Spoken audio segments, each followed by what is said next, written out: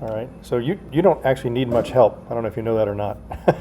Oh, I don't think so. I think I needed quite a help.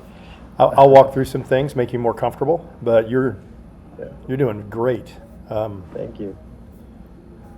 so I'll share your spreadsheet again. I appreciate you sending it in advance so I could take a quick look at it Mhm. and just see the few things that you're missing. So on the Yeah. first one, the only thing you missed is a concept that's simple once you get it, Okay. and that is this had missing values. It had zeros in there, and what you've got to think about is how is Solver going to interpret zeros when you're trying to minimize cost? Okay, Mhm. it'll think zero. It think a blank is a zero, and that Yeah. therefore it thinks that that item is free. Mhm. Okay, so all of a sudden, so in your original version of this, every place there was a zero in the original data table, you 100% satisfied your demand with the supplier that actually didn't quote you anything, because Mhm. Solver thought that that product was free. So the best practice is to pick a number that's at least one order of magnitude. I like to use 2 orders of magnitude larger than the data set.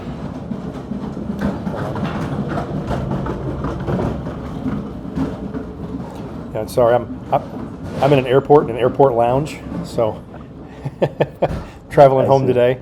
But this is important, so I want to do it. So I like to pick a number that's at least 2 orders of magnitude bigger than the data set, and Mhm. do 9999 or 8888, so it's easy to find it again if I need to find it. So all I had to do was add those commuted values in here, and your model runs perfectly for part A. Okay. Now, part B, I'm just going to copy what I fixed there on part A. You were you were off to roughly the right approach for part B, but I was actually having a hard time following how you chose to organize it. So what I'm going to do here is I'm going to say we've got a supply limit. We've got a calculated supply from supplier 2 that's limited to 25,000, right? At the moment, it's well under that. And we have a supply limit, we know from the problem in the book, it's 25,000. Then you had the other formula correct of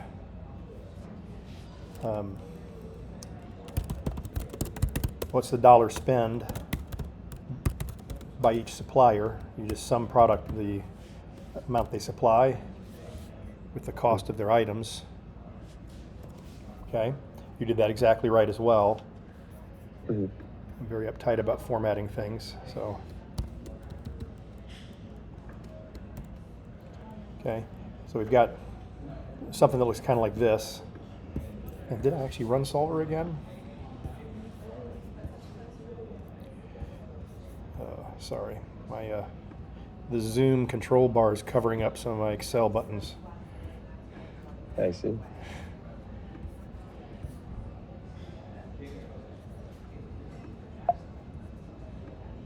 Yeah, okay. Yep. So we got some spend that we're going to do over here, and we also know we have a spend limit of 2 million. And you can do this a few different ways. Um, do you work on a Windows machine or are you on a Mac? I'm on the Mac. Okay, so Macs get a little quirky sometimes in Solver. So in Solver, yes, you are supposed to be able to highlight 5 cells and say less than or equal to, and then highlight 1 cell, and it knows it applies across the board. It doesn't Mhm. always work, and I don't understand why Excel for Mac does that. So just to make sure, I'm gonna do this and say, hey, um, we're going to have 2 arrays that are the same size for that limit. Yep. Solver.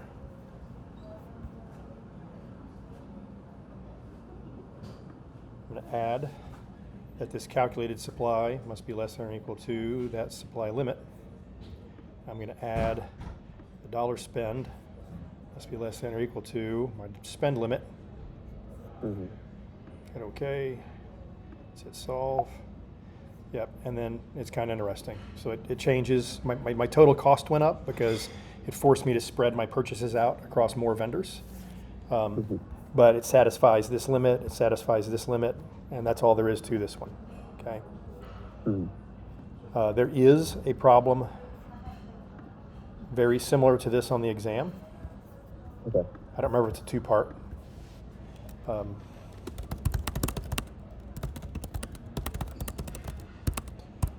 And you will do fine. Your setups are nice and clean and easy to follow. Just don't forget, if you're missing data points and to minimize cost, you've got to tell Solver that that supplier doesn't want to supply that, and the best way to do that is just put a really high price tag on it. Okay. Okay. Number 4, you did exactly right. Okay. It is literally perfect. Okay. And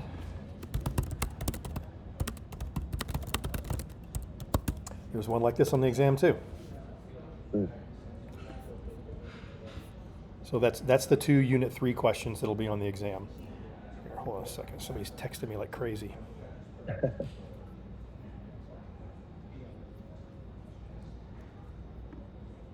It was like a business trip.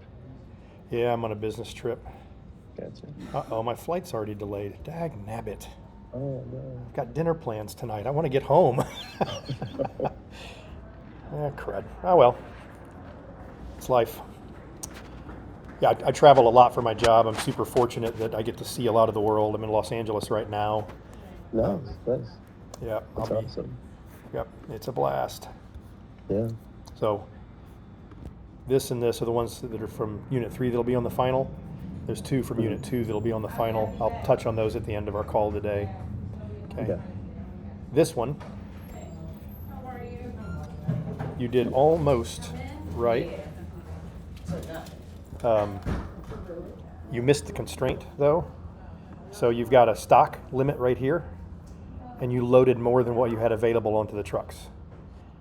So that's the only thing I think you missed. So we're going to go into Solver, and we're going to add that constraint, that the amount that gets loaded on the amount of grapes, peaches, and bananas. I'm going to say it's supposed to be equal to the original stock you had available. Okay, solve, and yep, that's it. That's the same answer I got. So I'll turn those red just so you remember that was the one that you missed. But otherwise, Part B is perfect, okay? The point of Part A is to build intuition for people that don't have it yet.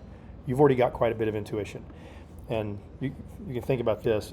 A lot of people in business are not super sophisticated. So instead of building a spreadsheet like we've been doing this semester, they'll come up with a rule of thumb and say, my shipping manager is going to ship this product based on, some rule of thumb that I've got.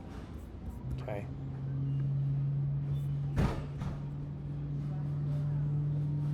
So I've got this. I'm getting confused doing this, but. Okay, say again. Yeah, I was getting confused by doing this a little bit because I've never done this like manually. But, so is it just like the cell E? I guess cells C15, yes, C15, D15, E15. Yeah. As long as they equate to stocks, like 57, 62, 81. Yeah. I can put whatever number on the yellow part. Here, hold on a second.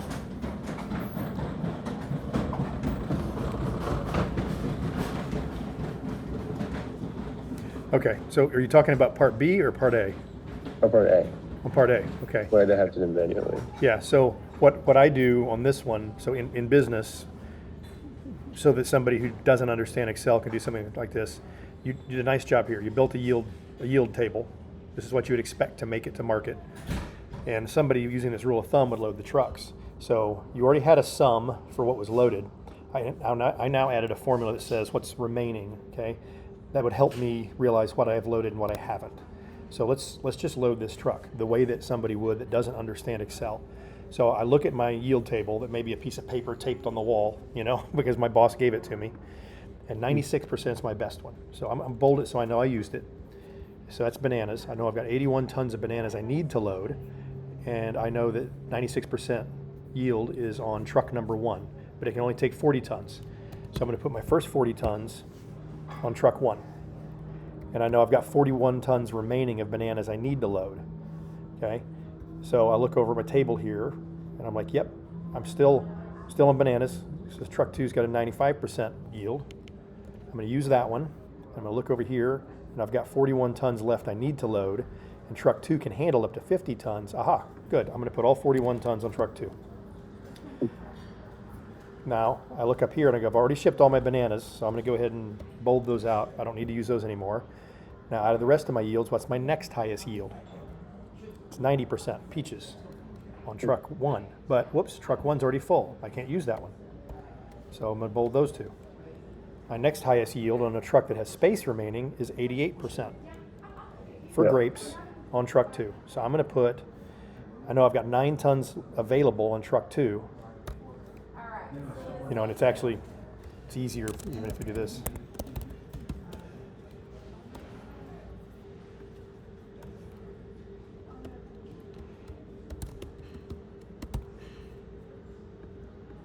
Yeah, there we go. So before I put that on there, I had 9 tons available, so I used 9 tons, all right?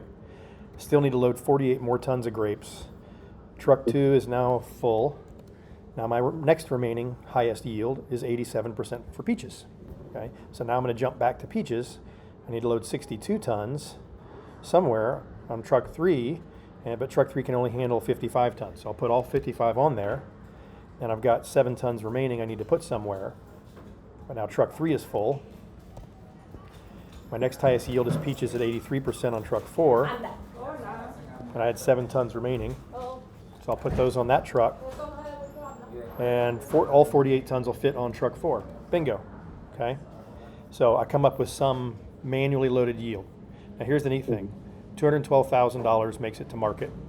Okay. Yeah, and you did this correctly, I think.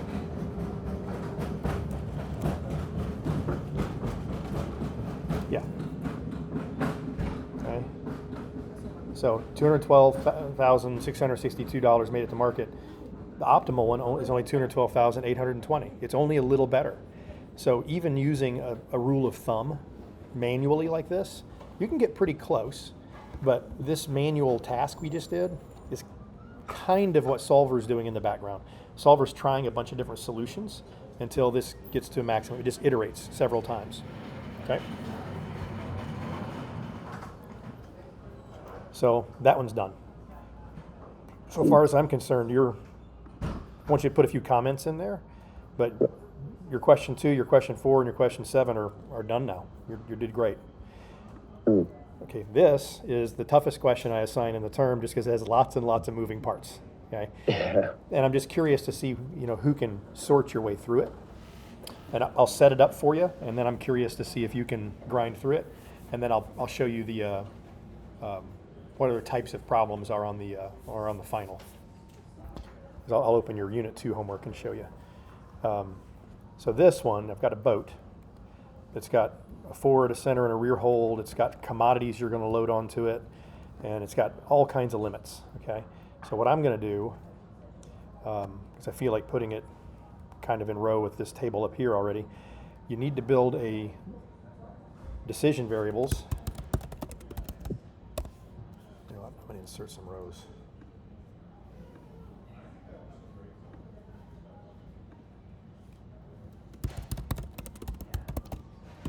Table that mimics the boat.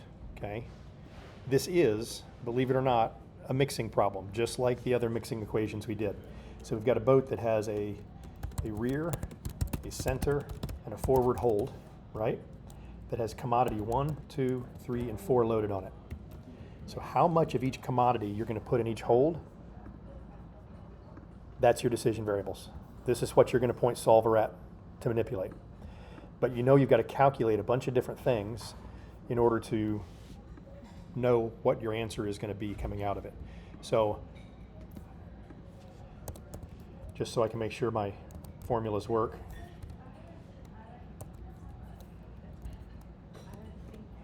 Okay. I know that I'm wanting to maximize my profitability, right? So I'm going to say I've got some profit contribution that comes from each commodity. So you'll build a formula in this area. I'll highlight it blue. So however much of commodity 1 got on there, you know your profit per ton, that's how much commodity 1 is contributing to your profit. So you're going to build a formula on your own. You know that you have some tons loaded that you can calculate based on how much you've put in here in the decision variables, and you've got certain tons available. So I'll put one of them in there. So hey, I've loaded 6 tons so far. I have 4,000 available. You're just going to put a constraint on there. So these that I'm highlighting in blue are things you're calculating, that some of them are constraints and some of them will get used by another formula somewhere. You know that you have a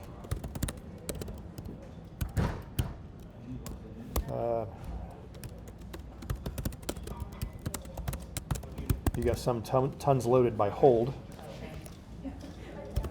Okay, so you're going to build a formula that says, hey, I've put this many tons in the rear, this many in the center, and this many in the forward. That's great. Okay, and you know that you have a limit for how much you can put in each one of those. Okay, so these are your constraints you'll compare to these formulas. Then you're going to have some volume loaded by hold. So based on this sum right here, you know that you have a volume per ton characteristic for each of those commodities. So you're going to build a formula that calculates what's the volume of put in each hold so far. Okay, you have to compare that to this constraint. Then you've got the trickiest constraints of all down here. So you need to calculate a percent. Your center has a maximum of the total weight that it's allowed to be, and a minimum of the total weight it's going to be. Okay.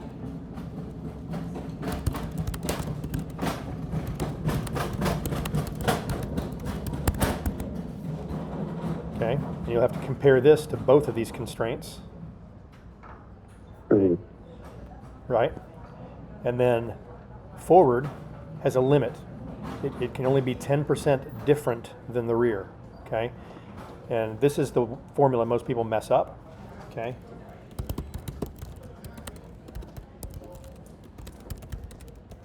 So I'm actually going to do this one for you. But this is a constraint. This one's got to be less than 10%.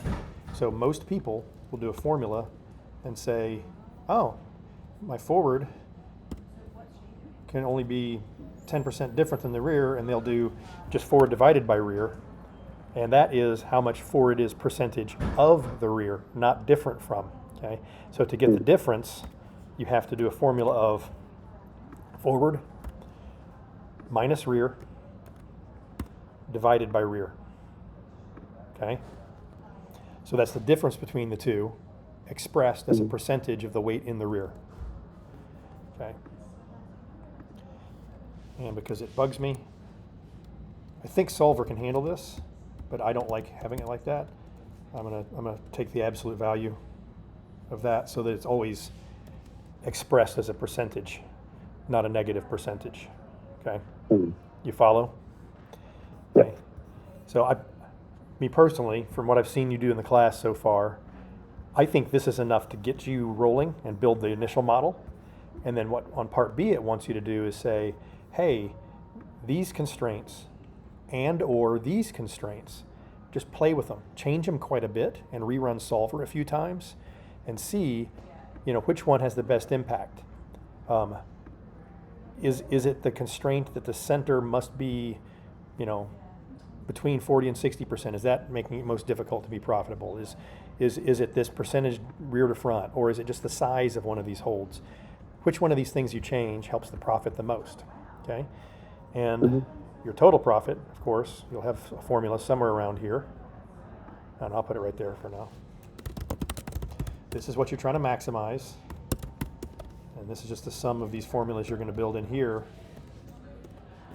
for the profit contribution by commodity. Okay. And so it looks a little intimidating at first.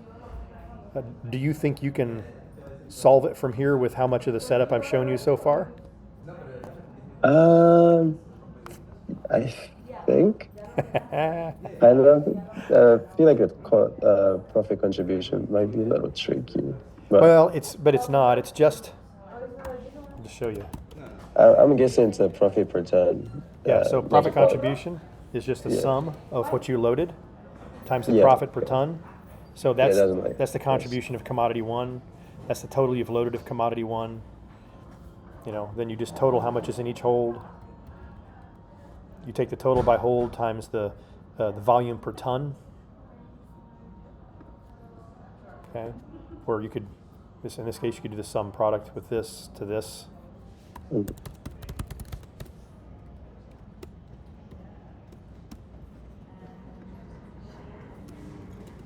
So that's the volume I've loaded in that one right there with the dummy values. So I think Yeah, you can do great on this. You've done really good in the class so far. Throw in a few thank you. comments and hopefully you learned a little bit. Do you know what direction you want to go with how you want to use your business degree when you get done? I wasn't totally sure, but I kind of like really enjoyed doing this. You like the So analytics? yeah, so I like to use this skill somewhere in the business field. I didn't think I would enjoy it, but I'm really not enjoying it. So Well, look, are you about to graduate or are you a first year master's student? I'm graduating like October Okay. this year. So So something I never personally did in my career, but I've learned to really value the people that do it for me, is people that are in SNOP analytics, so sales and operational yeah, planning.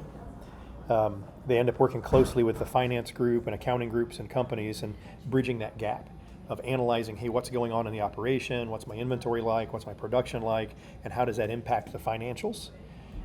And mm, looking for patterns and trends and educating people. I was in our executive meeting yesterday for the company I work for, and the biggest piece of time we spent was we brought in our senior SNOP analyst who presented out to us our year-to-date performance and sliced the data a bunch of different ways. Um, I make him nervous being in the room because I can do it as well as he can. But I saw some trends and patterns that I hadn't seen before, and he picked up on some things I didn't see coming. So it let us make some different business decisions. That was pretty neat. Let me find your homework. and then are you going to send this recorded lecture to my email or Say again? can you send this like a recorded Zoom I will. meeting? Yep. Okay, thank you. I'll send you this as soon as we're done. I'll send you the file back that we've been working on, and Mm, then I'll upload this video to YouTube. YouTube has put a new security feature in place, and it takes longer to upload now for some reason. So okay. it may be a few hours before I can send you the link to the video. Um, That's it. yeah, I don't know what happened, but YouTube made it a pain. That was your second one. So,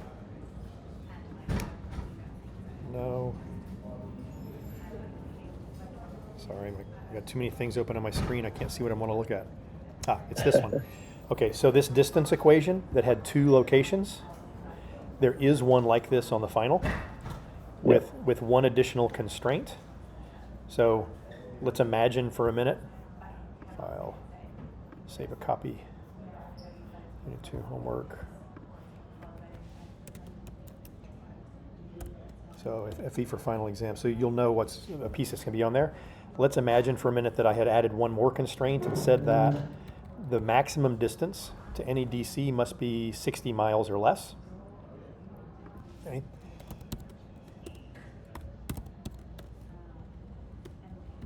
I would add a constraint this way. I would simply add a formula for the maximum. The farthest DC is 67 miles away.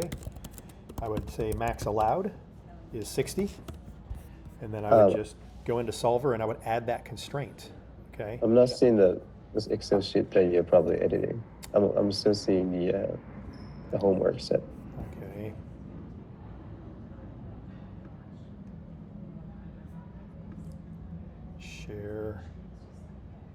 Share my desktop instead. That way when I click around, there we go. You see the different spreadsheet now? Yeah. So this is your old homework. So Chapter 8, Question 2, the dual location distance problem that you did perfectly. What I just did is, what if in the homework it also said, hey, the longest distance to any of these DCs that's allowable is 60 miles. So I added a formula here to find the maximum distance to a DC. I added a constraint that I'm going to use for solver in a minute that the maximum allowed is 60. Metadata, solver, I'm going to add a constraint. That 67 must be less than or equal to that 60. I'm going to click OK. And the original solution was 7,999. Combined distance trip weighted. Solve. Okay, click OK. So now that's slightly de-optimized, but the farthest distance DC is less than 60 miles. Okay? I'll send you this homework again. There's a problem very much like this on the exam. Okay? And I was getting kind of nervous about looking at those like numbers, because like in the max distance it says 60.00000. It's like technically more than 60, right? It's technically yes, but technically, but you can ignore it, I'm assuming. Yes, and what that is solver is not absolute and precise. So solver is not attempting to use all these significant digits. Excel just likes to display them. So a lot of the time, just to make myself feel better about the exact same thing you're talking about, I won't go in and put a rounding formula in. I will just change the formatting so that it won't show me all that garbage. Oh, and now it is. It's exactly 60 as far as I'm concerned. So solver is not looking out that many significant digits. It's just iterating several times. So I'll suppress displaying it, and it almost always fixes it. Every once in a while too, you'll get scientific notation because there's because it's got like 20 leading zeros. Same thing. Just reformat it and hide it. Make yourself feel better. Okay. Just texted me. Oh, that's probably why I'm delayed. My wife just texted me. It's rain and lightning there. Okay. You did great. Not on the test. You did great. Not on the test. You did great. Yes on the test. So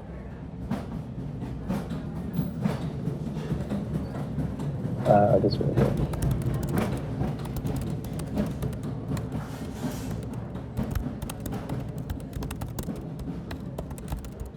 So there's a make or buy very similar to this one on the exam. Okay, and I think I kept it really simple, where it's 2 products, make or buy, 3 processes. I might have put 4 processes on there with hours available and whatnot, but very, very similar to this one on the exam. Okay. Okay. Very cool. I think you're good to go, personally. Sweet. Thank you.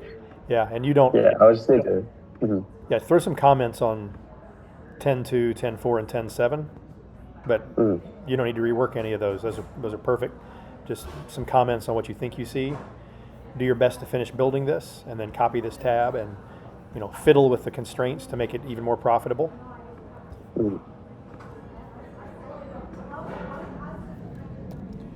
And throw some comments on it, and you'll be good to go. And I've already. That was good. And you already scheduled your exam. Yeah, you did. Okay. Yeah. All right. Cool. Any other questions? No, I think that's it. For Right now, on. at least. Well, I dig it. It's been fun talking to you. Hopefully you learned some stuff. Thank you. Yeah. Definitely. Yeah. Yeah, and don't hesitate to reach out. At the moment, this is the only course I teach for OC. I'm probably going to pick up a second course next year. But, Gotcha. if you ever need anything, reach out, and I'll be helpful as I can be. Sounds good. Thank you. Thank you so much. Good to talk to you, Yuto. Yeah. Have a good trip.